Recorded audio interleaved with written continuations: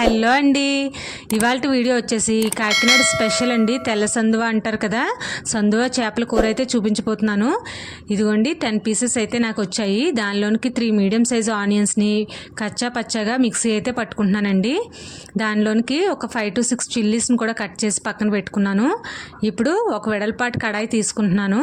ఎప్పుడు కూడా చేప పులుసు అయినా ఎగురైనా వెడల్పుగా ఉండాలండి కడాయి అనేది.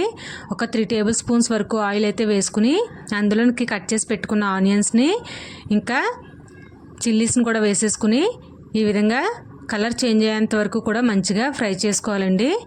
ఇప్పుడు చూడండి కలర్ అయితే చేంజ్ అయింది కదా. ఇప్పుడు ఇందులోనికి 1 టీ స్పూన్ వరకు అల్లం వెల్లుల్లి పేస్ట్, 1.5 స్పూన్ వరకు కారము వేసుకుంటున్నానండి. చాయిస్ అండి మీది, కారం అనేది ఎక్కువ అనేది తక్కువ మీరు చూసుకుని వేసుకోండి. నేనైతే 1.5 స్పూన్ వేసుకున్నాను. మీరు 1 వేసుకోవచ్చు, లేదంటే 2 స్పూన్లన్నా వేసుకోవచ్చు. మీరు కారం చూసుకుని అయితే వేసుకోండి. ఇలా వేసుకున్నాక ఇప్పుడు బాగా కలిసేలాగా ఒకసారి కలుపుకోవాలి. కలుపుకున్న తర్వాత ఇప్పుడు ఇందులోనికి తగినంత ఉప్పు కూడా వేసేసుకోవాలండి. ఇంకా 1 స్పూన్ వరకు ధనియాల పొడి, 1 స్పూన్ వరకు జీలకర్ర పొడి కూడా వేసుకుంటున్నాను. ఇవి కూడా బాగా కలిసేలాగా మంచిగా కలుపుకోవాలి. మీడియం ఫ్లేమ్లోనే పెట్టాలండి. హై ఫ్లేమ్ లో ఫ్లేమ్ అవసరం లేదు. మీడియం ఫ్లేమ్లో పెట్టుకుని మనం ఈ విధంగా కలుపుకుంటూ ఉంటే మసాలాలు అడుగంటకుండా కలుపుకుంటూ ఉండాలండి. చూస్తున్నారు కదా, ఇప్పుడు చేప ముక్కలను అయితే వేసేసుకోవచ్చు.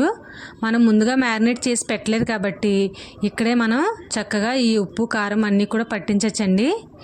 ఇప్పుడు వీటిని ఎక్కువగా కదపకుండా జస్ట్ కొంచెం వాటర్ వేసుకుని అది లిక్విడ్ లాగా అవుతుంది కదండి. ఇప్పుడు ఇదంతా ముక్కలకి మంచిగా పట్టించుకోవాలి.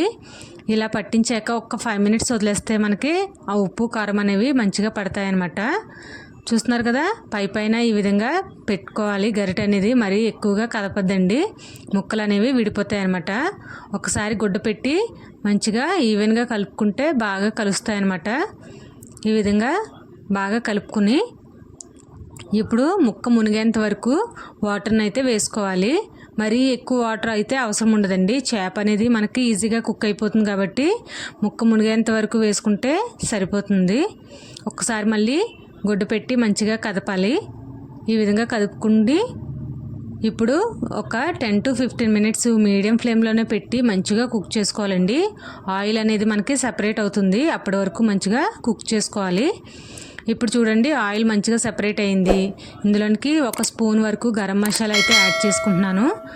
ఇప్పుడు మరలా ఒకసారి గరిటె పెట్టకుండా మంచిగా కదపాలండి. అంతా ఈవెన్గా మసాలాలు పడతాయన్నమాట.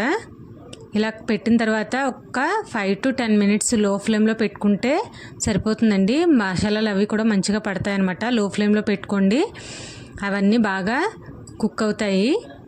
చూస్తున్నారు కదా, ఈ విధంగా కదుపుకుని ఒక్కసారి 5 మినిట్స్ to 10 మినిట్స్ అనమాట మసాలాలు అవి పడతాయన్నమాట బాగా. చూస్తున్నారు కదా, ఎంతో టేస్టీగా ఉండే తెల్లసందువ చేపల కూర అయితే రెడీ అయిపోయిందండి. ఈ వీడియో కనుక మీకు నచ్చినట్లయితే please like, share and subscribe our channel. Thanks for watching this video.